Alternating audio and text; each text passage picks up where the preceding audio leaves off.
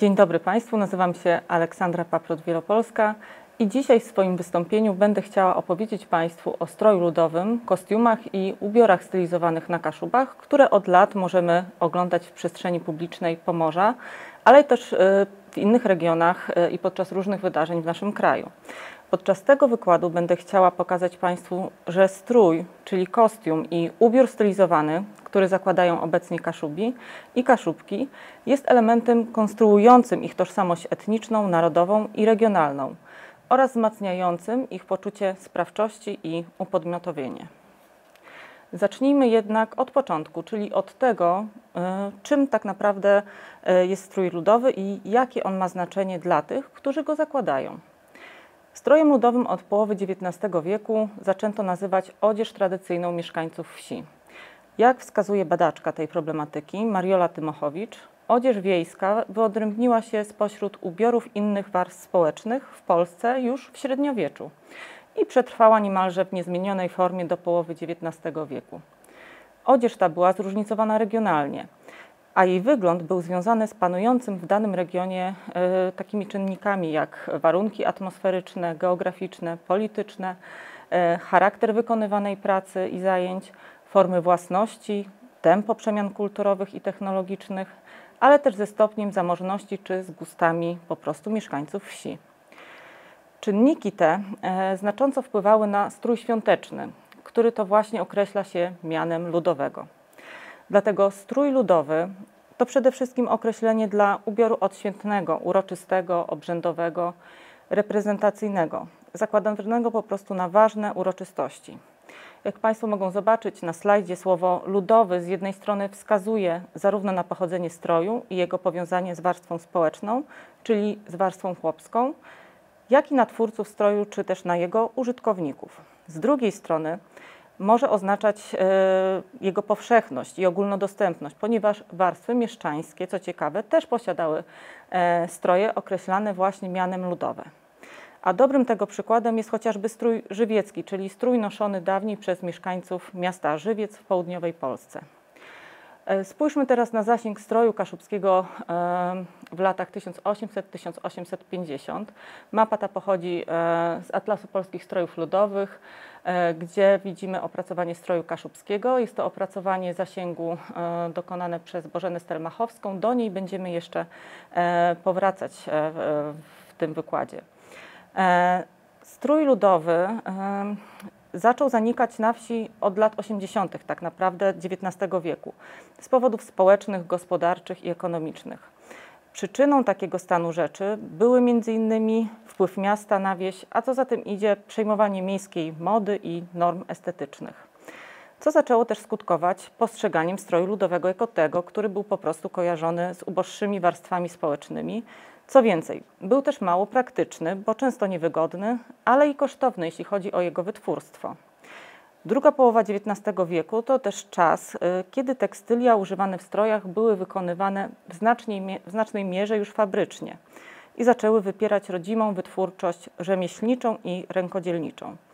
Badacze dostrzegali wówczas już potrzebę takiej dokumentacji bardzo pilnej tego zjawiska, jakim jest fenomen stroju ludowego.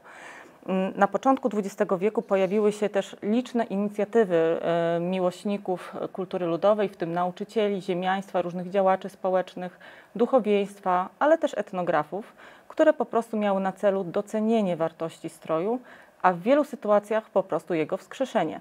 Tak było też w przypadku stroju kaszubskiego. Chciałabym teraz krótko nakreślić Państwu sposób, w jaki przywracano strój kaszubski do użytkowania w XX wieku.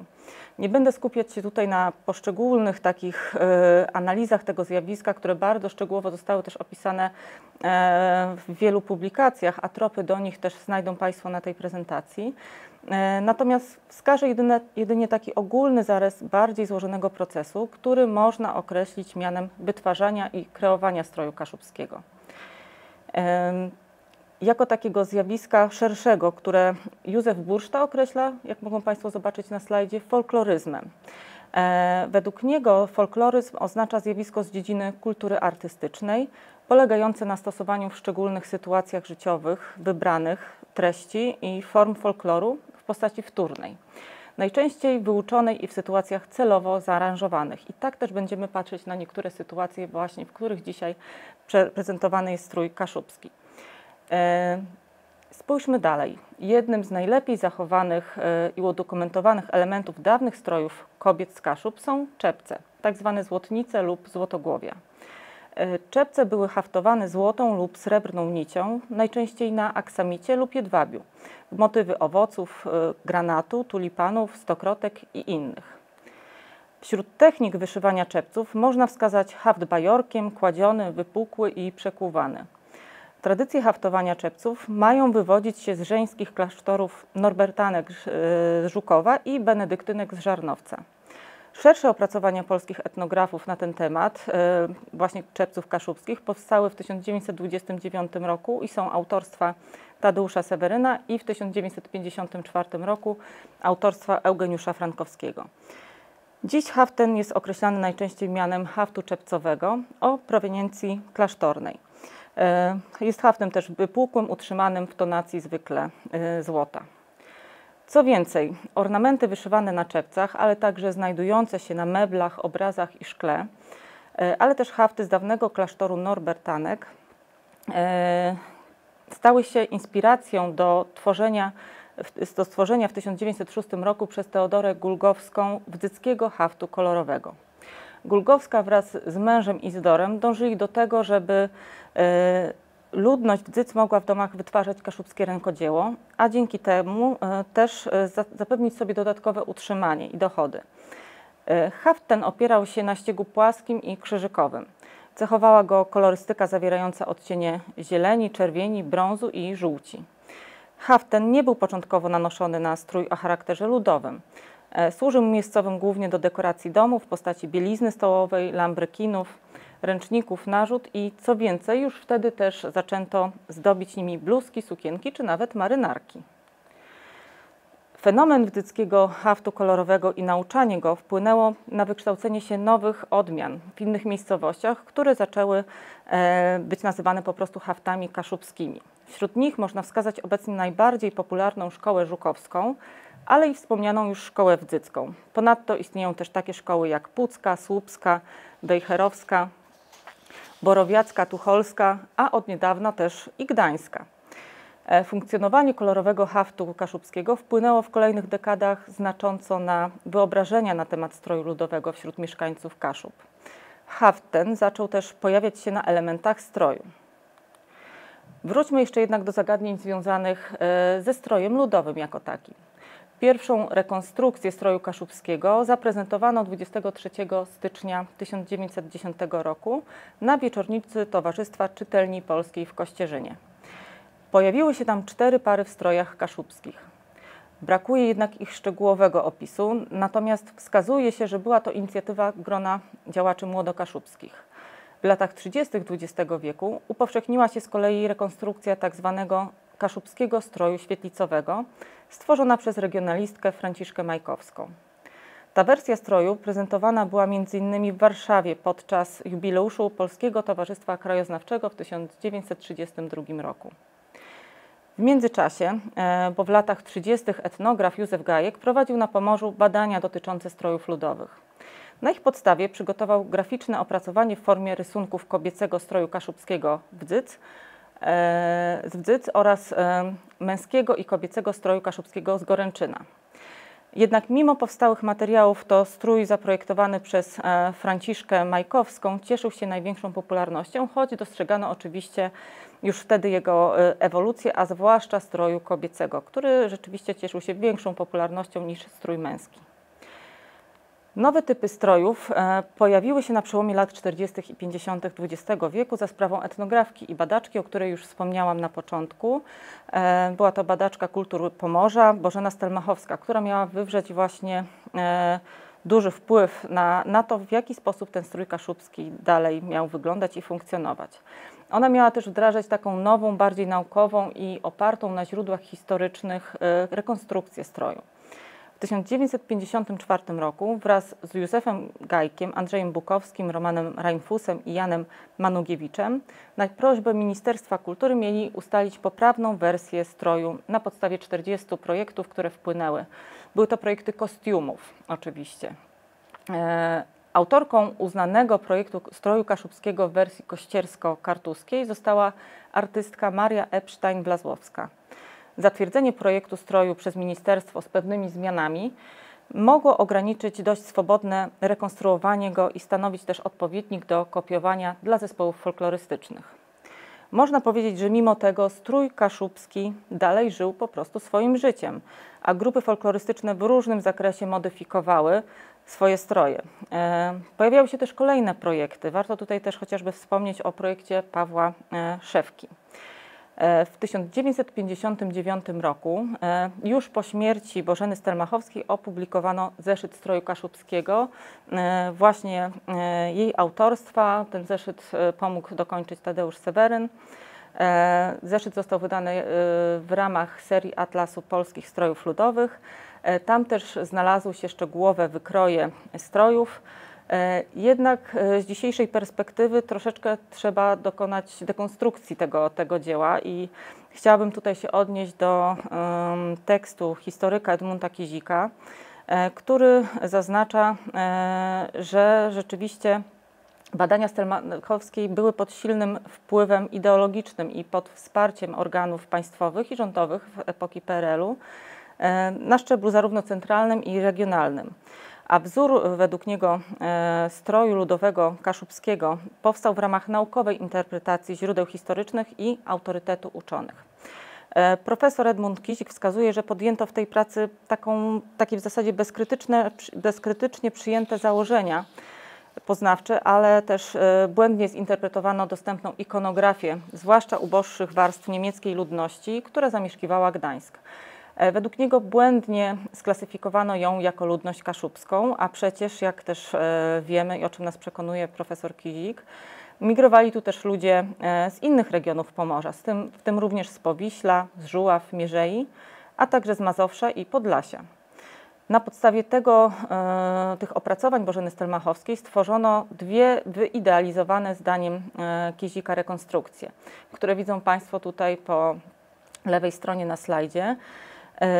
Pierwsza z nich jest strojem kobiecym i męskim Kaszubów gdańskich z drugiej połowy XVIII wieku, a druga tuż obok strojem Kaszubów z Pojezierza z pierwszej połowy XIX wieku. Niektóre muzea, jak właśnie Muzeum Miejskie w Tychach, taką rekonstrukcję właśnie posiada też w swoich zbiorach i to jest prezentowane. Państwo też mogą to zobaczyć na zdjęciu po prawej stronie. Więc też zachęcam Państwa do pogłębienia tej szczegółowej analizy profesora Kizika, jego tekstu zatytułowanego Konstruowanie przyszłości i powstanie ludowego ubioru kaszubskiego w pierwszej połowie XX wieku, opublikowanego też na łamach właśnie zapisków historycznych w 2021 roku. Z kolei też innym takim najbardziej aktualnym opracowaniem na temat stroju kaszubskiego, tego jak on powstawał, funkcjonował i jak on wygląda dziś, jest publikacja autorstwa Kamili Dąbrowskiej zatytułowana Strój kaszubski, geneza, przeobrażenia, współczesność, która została wydana w 2023 roku przez Muzeum Kaszubski Park Etnograficzny we Wdzydzach. Podsumowując tę część, chciałabym podkreślić, że dawny strój kaszubski stanowi już kategorię historyczną, bo został po prostu oderwany od swoich pierwotnych nosicieli i kontekstu kulturowego, a współcześnie możemy go postrzegać raczej jako kostium ludowy, którym można manipulować, by osiągać też konkretne cele. Strój jako kostium zyskał funkcję sceniczną, animacyjno-kulturową, edukacyjną, promocyjną, komercyjną i ludyczną. Choć też niekiedy nadal można dostrzec pierwotne funkcje, jak praktyczno-adaptacyjna, tożsamościowa, regionalno-narodowa, integrująca, estetyczna, emocjonalna i częściowo świąteczna i obrzędowa. Natomiast nowe, mniej tradycyjne kostiumy kaszubskie są też efektem mody na etnodesign, który czerpie z ludowości, w tym z tradycyjnej kultury ludowej właśnie, która jest rozproszona, fragmentaryczna i uproszczona, na przykład w formie muchy, krawata czy skarpetek z motywem kolorowego haftu kaszubskiego. Według Ewy Klekot jest to wzornictwo inspirowane rzeczami, którym nadano nowe sensy, poza ich własnym kontekstem, dzięki metamorfozie czy zawłaszczeniu. Chciałabym teraz spojrzeć na strój kaszubski jako projekt tożsamościowy. W wielu środowiskach i społecznościach strój ludowy jest jednym z elementów koniecznych do zaistnienia tożsamości lokalnej lub regionalnej.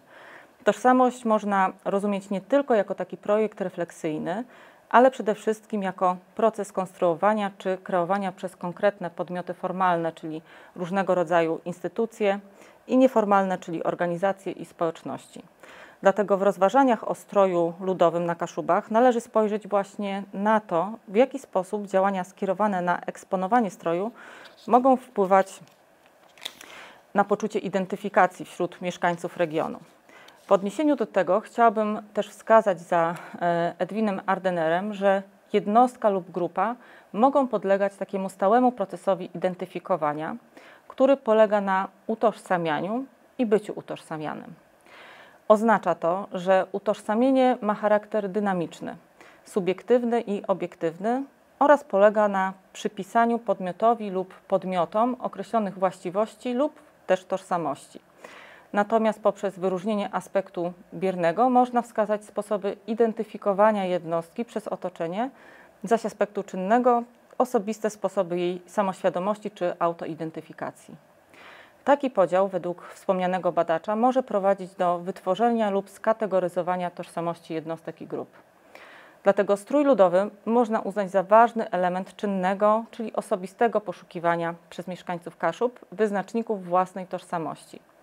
Choć chcę podkreślić, że tworzone kategorie tożsamości mogą być też efektem czegoś, co możemy nazwać narzuceniem, czyli taką władzą identyfikacji grupy dominującej, która też decyduje o tożsamości i w związku z tym nadaje jej określone znaczenia, właśnie za pomocą stroju kaszubskiego. Znaczenia te mogą też niekiedy funkcjonować na poziomie stereotypu, czyli chociażby tego, że na przykład prawdziwy Kaszub czy Kaszubka powinien nosić strój ludowy. Dlatego strój kaszubski jest też przedmiotem lokalnych i regionalnych polityk kulturalnych, których celem jest narzucenie lub też nadanie społecznościom kaszubskim określonego wizerunku regionu, co też łączy się z relacją między władzą a wiedzą i jej zwrotnością.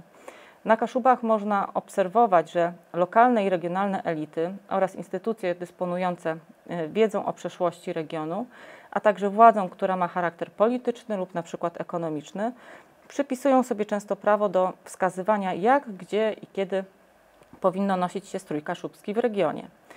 W tym kontekście elity jako tacy sprawcy intencjonalnie wytwarzają podmiotowość regionalną w obrębie dziedzictwa kultury ludowej i tradycyjnej. Ich działalność charakteryzuje celowość i chęć zabiegania o prestiż na poziomie ponadregionalnym przez taką wizualną reprezentację, jaką jest strój ludowy, uznawany za wyróżnik tożsamości kaszubskiej.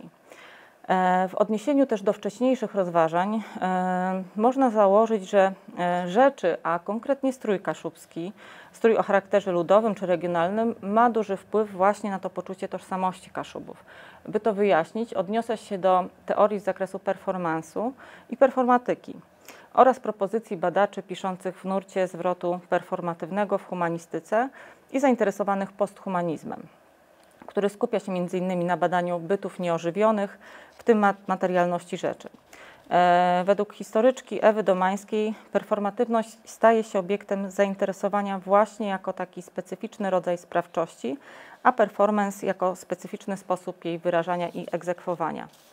W odniesieniu do tego strój ludowy staje się dla Kaszubów ważnym środkiem wyrazu, poszukiwania, kształtowania, wzmacniania czy nawet manifestowania tożsamości w kontekście przynależności do grupy etnicznej czy narodowej. W odniesieniu do performatyki, czyli też oddziaływania stroju na tożsamość współczesnych mieszkańców Kaszub, można więc założyć, że wytwarza on wśród nich poczucie wspólnotowości spowodowane pewną przemianą i emocjami. Prezentowanie określonej tożsamości przez rzeczy inscenizuje więc podmiotowość osoby go noszącej.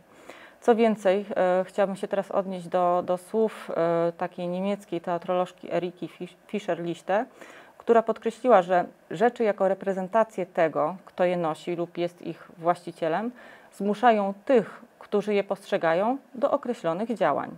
lub przyjęcia pożądanej postawy, zgoła niezależnej od ich nastawienia. Nie starczy rozpoznać w danych rzeczach oznaki statusu społecznego ich właściciela, należy nade wszystko wyjść naprzeciw wymuszonym przez nie żądaniom. No i właśnie, pokazuje to nam, że samo założenie stroju typu ludowego przez współczesnych mieszkańców Kaszub w sytuacji sztucznie wytworzonej i pozbawionej tego pierwotnego kontekstu jest już pewnego rodzaju żądaniem czy postulatem w postaci takiego komunikatu tożsamościowego, mającego oddziaływać na odbiorcę. Kaszubi niekiedy poddają się też samofolkloryzacji, czyli będąc mieszkańcami regionu, grupą etniczną, przyjmują perspektywę i rolę ekspertów od kultury kaszubskiej.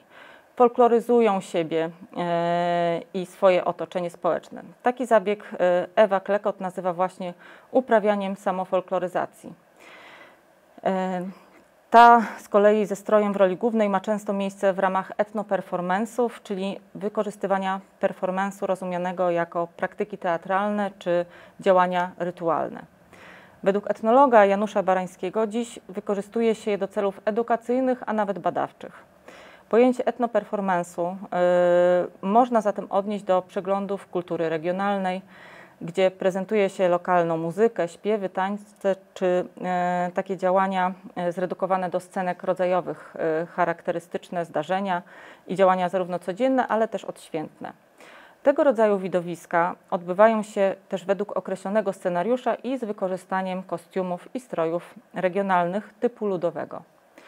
Można tu wskazać na przykład, myślę, różnego rodzaju obrzędy czy przedstawienia, które w dużej mierze prezentują odbiorcom materiały o charakterze etnograficznym lub wiedzę o kulturze ludowej i tradycyjnej. W formie właśnie takiej scenicznej i zaaranżowanej. Może być to więc przegląd zespołów pieśni i tańca w Wierzchucinie na Kaszubach, turniej gawędziarzy w Wielu czy morska pielgrzymka rybacka do Pucka, a także pokłon feretronów na Kalwarii Wejherowskiej, czy chociażby obrzęd ścinania kani towarzyszący obrzędowości Nocy Świętojańskiej. Przejdźmy dalej. Teraz chciałabym poruszyć takie bardziej współczesne też zagadnienia związane ze strojem kaszubskim, ponieważ sam strój kaszubski, jak i jego różne warianty z pewnością są, tak myślę, już postrzegane przez Kaszubów jako ich dziedzictwo kulturowe, zarówno w wymiarze materialnym, jak i niematerialnym. Świadczy o tym chociażby też fakt, że hafciarstwo kaszubskie, czyli umiejętność wykonywania kaszubskiego haftu kolorowego, zostało wpisane w 2023 roku na Krajową Listę Niematerialnego Dziedzictwa Kulturowego, która jest efektem ratyfikowania przez nasz kraj konwencji UNESCO z 2003 roku w sprawie ochrony niematerialnego dziedzictwa kulturowego. Fenomen wybranych elementów kaszubskiego stroju ludowego, a przede wszystkim motywów hafciarskich, jest też wykorzystywany właśnie szeroko w modzie przez projektantów i ten nurt nazywa się nurtem folk fashion. Odkrywa on ludowość na nowo i wykorzystuje elementy i motywy kultury ludowej w nowych kontekstach i formach. Powstają więc na przykład suknie ślubne z motywem kolorowego haftu kaszubskiego, czy na przykład kolekcja torebek folk Kaszuby marki Goshiko. Dużą popularnością cieszą się też przedmioty produkowane przez markę Folkstar, gdzie można znaleźć inspirowane kulturą kaszubską i haftami naszywki, trampki, koszulki czy czapki. Są one jednak bardziej przetworzoną i unowocześnioną wersją elementów kojarzonych ze strojem i wzornictwem kaszubskim. W internecie można znaleźć również mnóstwo sklepów, w których możliwy jest zakup elementów odzieży z drukowanym haftem kaszubskim i haftem maszynowym, co pozwala oczywiście na bardziej intensywną produkcję odzieży i dodatków, oczywiście w większych ilościach. Dla mężczyzn są to na przykład koszule, krawaty, muchy, poszetki, skarpetki, a nawet, jak mogą Państwo zobaczyć na slajdzie, bokserki. Oczywiście można znaleźć też przedmioty haftowane ręcznie, jednak ich wartość rynkowa jest znacznie wyższa. Dla kobiet są to na przykład pojedyncze elementy jak koszula, kamizelka lub czółko, czyli opaska. Warto dodać, że taki kaszubski folk fashion to nic nowego, ponieważ przykłady odzieży noszonej na co dzień, zdobionej wzyckim haftem kolorowym, można znaleźć w zbiorach Muzeum Kaszubskiego Parku Etnograficznego i są datowane już na pierwszą połowę XX wieku. Chciałabym teraz odnieść się do moich ostatnich badań, które prowadziłam na temat strojów kaszubskich. Były to badania dotyczące strojów obraźników pielgrzymujących z feretronami na Kalwarię Wejherowską. Feretrony, czyli to są obrazy lub figury świętych. Wśród pielgrzymujących spora grupa obraźników i obraźniczek posiadała właśnie stroje kaszubskie, ale i też stroje czy ubiory stylizowane, inspirowane elementami strojów kaszubskich. Odzież tą można postrzegać właśnie, tak jak wspomniałam, jako kostiumy, które są specjalnym takim ubiorem przeznaczonym do wykonywania czynności związanych tutaj z obrzędowością religijną. Tym, co mnie interesowało w strojach i kostiumach kaszubskich, to oczywiście poszczególne ich elementy, kolorystyka, wzornictwo, ale też stosunek do nich osób je zakładających. Podczas realizacji wywiadów kwestionariuszowych z 10 grupami pielgrzymującymi na Kalwarię Wejherowską na odpusty majowe w Niebostąpienia Pańskiego i Trójcy Świętej, rozmówcy wskazywali najczęściej, że noszenie odzieży zawierającej elementy kaszubskie jest dla nich ważne, a noszenie feletronu jest dużym wyróżnieniem i zaszczytem, co wpływa też na ich poczucie dumy i zadowolenie z pielgrzymowania. Co więcej, osoby noszące strój kaszubski lub posiadające elementy kaszubskie w swoim kostiumie mówiły o chęci eksponowania swojej kultury i tożsamości. I teraz chciałabym przedstawić kilka Państwu cytatów. Tutaj akurat z grupy obraźniczek z miejscowości Szemut. Cytat: strój jest bardzo ważny, ponieważ pokazujemy tym, że szanujemy naszą kulturę kaszubską i się jej nie wstydzimy. Mamy szacunek do miejsca, do którego idziemy. Kolejna grupa obraźniczek z Żukowa. Jedna z dziewcząt powiedziała mi, że strój kaszubski był tutaj u nas w naszym regionie. To był wtedy uważany za taki strój bardzo wyjściowy, bardzo reprezentacyjny i dlatego wyglądamy bardzo odświętnie, idąc pielgrzymką. Z kolei obraźniczka z grupy puckiej powiedziała mi, że strój daje nam poczucie przynależności. Cieszymy się, że możemy kontynuować tę wiekową tradycję, która jest żywa od lat i przekazywana z pokolenia na pokolenie. Z kolei obraźnicy i obraźniczki z Wejherowa, którzy noszą stroje nawiązujące do kolorystyki feretronu, planują poszerzyć strój o motywy kaszubskie. Jak jeden z obraźników powiedział mi, cytuję: w planach mamy także stworzenie haftu kaszubskiego na beretach i też na damskich spódniczkach, żeby pokazać się, że jesteśmy z rejonów kaszubskich. No i takie chociażby przykładowe motywy mogą zobaczyć Państwo tu z prawej strony, kiedy mężczyźni na koszulach też mają drukowany fragment haftu kolorowego kaszubskiego, czyli to też jest wprowadzane do tych strojów, które nie są stricte ludowe, a moglibyśmy określić je mianem strojów czy kostiumów eleganckich.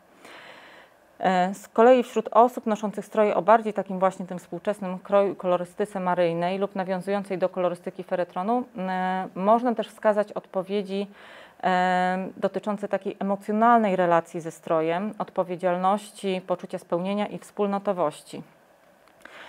Cytując jedną z obraźniczek z parafii w Redzie: gdy zakładam tę sukienkę, mam poczucie, że jestem gotowa jeszcze do większych poświęceń i większej pomocy. Inni z kolei podkreślali też dumę z tego, że ich strój w sposób szczególny wyróżnia się na tle pozostałych. Podczas pielgrzymki na Kalwarię Wejherowską można spotkać więc wiele grup i dziewczęcych i kobiecych, czyli obraźniczek, gdzie rzeczywiście można dostrzec stylizowane stroje kaszubskie i stroje o kroju współczesnym ze zdobieniami w formie motywu kaszubskiego na sukienkach. Jak tutaj Państwo widzą na slajdzie, jest to taka jakby przepaska, czy też drukowane spódnice i haftowana bluzka. Niektóre nawet obraźniczki do takiego tradycyjnego stroju kaszubskiego zakładają też skarpetki w drukowane wzory kaszubskie. Natomiast właśnie wśród młodszych i starszych mężczyzn, czyli obraźników, stroje w postaci garnituru właśnie tutaj najczęściej się pojawiają ze zdobionymi elementami nawiązującymi do haftu, czyli są to najczęściej takie drukowane lub haftowane muchy, krawaty, poszetki i koszule. Na podstawie wywiadów z obraźnikami i obraźniczkami można też wskazać, że rozmówcy postrzegają swoje stroje na kilka sposobów. Pierwszy z nich to mówi nam o tym, że strój jest postrzegany jako tradycja, gdzie rzeczywiście ważne jest znaczenie czynnościowe, czyli dziedziczenie zwyczaju noszenia stroju, a przez to kontynuowanie tradycji. Drugi sposób to strój jako element tożsamości kaszubskiej. Trzeci ukazuje nam strój jako powód do dumy, zaszczytu, wyrazu szacunku wobec Boga i postaci świętych, a w czwartym widzimy strój jako taki wyróżnik grupy lub parafii na tle pozostałych grup pielgrzymujących. Pokazuje to, że strój jest performatywny, a noszenie go staje się sposobem na wyrażenie emocji. Pozwala na upodmiotowienie obraźników i obraźniczek, daje im też poczucie takiej sprawczości. Poprzez strój można powiedzieć też, że wpływa się po prostu na swój wygląd, kreuje się wizerunek własny i swojej wspólnoty, do której się przynależy. Przez to też pielęgnuje się właśnie tę tożsamość regionalną, etniczną czy religijną. Strój pełni też tutaj wśród obraźników i obraźniczek funkcję ważnego niewerbalnego komunikatu dla odbiorcy, ponieważ wybór określonego typu stroju przez grupy to też wyraz mody, która oparta jest na ideach naśladownictwa i odrębności. Chciałabym teraz odnieść się do spojrzenia na strój kaszubski i Kaszubów z perspektywy regionów sąsiednich. Dotychczas prowadziłam też badania terenowe na Żuławach i Powiślu na temat tożsamości mieszkańców tych terenów postmigracyjnych, gdzie doszło do wymiany, niemal całkowitej wymiany ludności po II wojnie światowej w wyniku przymusowych głównie przesiedleń. Problemem tej ludności z kolei jest przerwana ciągłość kulturowa, a strój wśród lokalnych społeczności jawi się tam zwykle jako ważny element wpływający na kształtowanie tożsamości w wymiarze regionalnym, a w związku z tym też element, który wpływa znacząco na budowanie wizerunku regionu Żuław i Powiśla. Rozmawiając z wieloma przedstawicielami lokalnych samorządów, czy osobami z instytucji kultury, organizacji pozarządowych, czy z lokalnymi aktywistami, często słyszałam o porównywaniu się do regionu Kaszub i tego, że posiadają oni właśnie kulturę długiego trwania, że jest to region rozpoznawalny na tle innych kultur Pomorza i kultur właśnie etnicznych Polski i regionalnych. Jednocześnie właśnie wśród najczęściej wskazywanych elementów kultury kaszubskiej był właśnie strój kaszubski, który przez rozmówców był określany najczęściej mianem takiego wzorcowego. Mówili, że to jest strój ludowy, strój regionalny i wskazywali, że chcieliby sami też taki strój posiadać, chociaż w tych regionach od kilku lat od kilku dekad też są prowadzone działania po to, żeby takie stroje stworzyć lub zrekonstruować. Natomiast nie są one, tak jak podkreślono, na tyle rozpoznawalne jak strój kaszubski. Więc rzeczywiście można tutaj twierdzić, że ten strój kaszubski jest bardzo takim ważnym elementem wizerunkowym, tożsamościowym, ale i też rzeczywiście wizerunkowo silnie się tutaj wybija na tle pozostałych regionów Pomorza. Co ciekawe, też strój kaszubski był uważany przez zwłaszcza rozmówczynie z kół gospodyń wiejskich za taki czynnik, który korzystnie wpływa właśnie na wizerunek kół gospodyń wiejskich, chociażby podczas turniejów kół na poziomie wojewódzkim.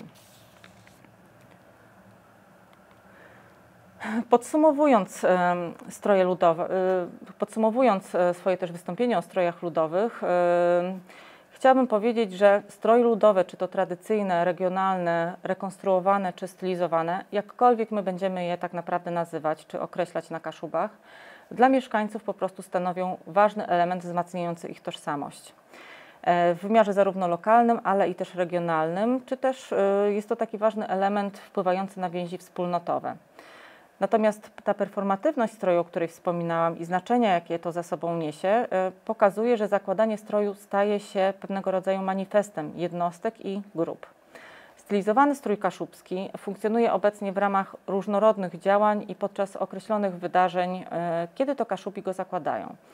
I tutaj możemy wyróżnić tworzenie identyfikacji organizacji, instytucji, kół gospodyń wiejskich, stowarzyszeń, domów, ośrodków kultury.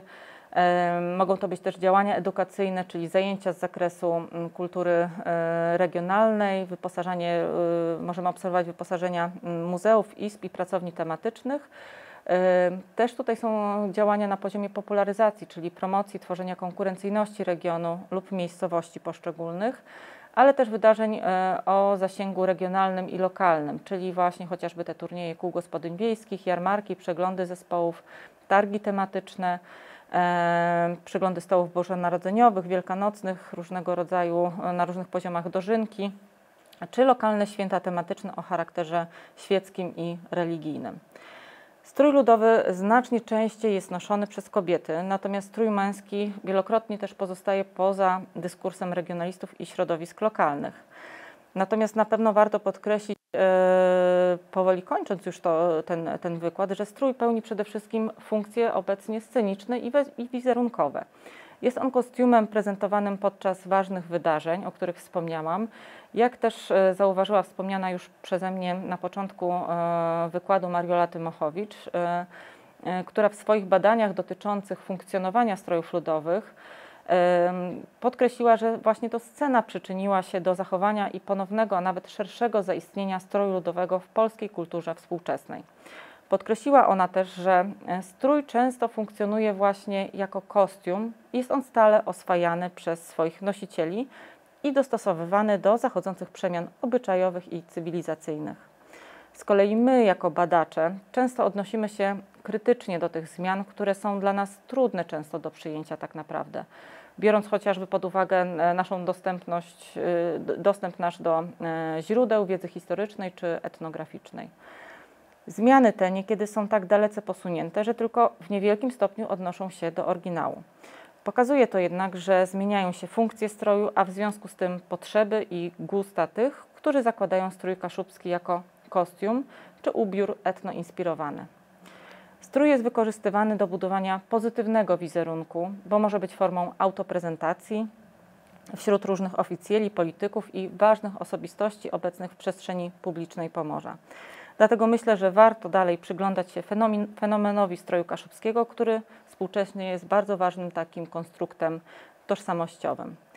Na koniec prezentacji chciałabym, żeby Państwo jeszcze mogli spojrzeć na bibliografię, którą się posiłkowałam. Zachęcam do przejrzenia tych materiałów, dalszych Państwa poszukiwań, jeśli chodzi o kwestię fenomenu stroju kaszubskiego. Dziękuję bardzo Państwu za uwagę.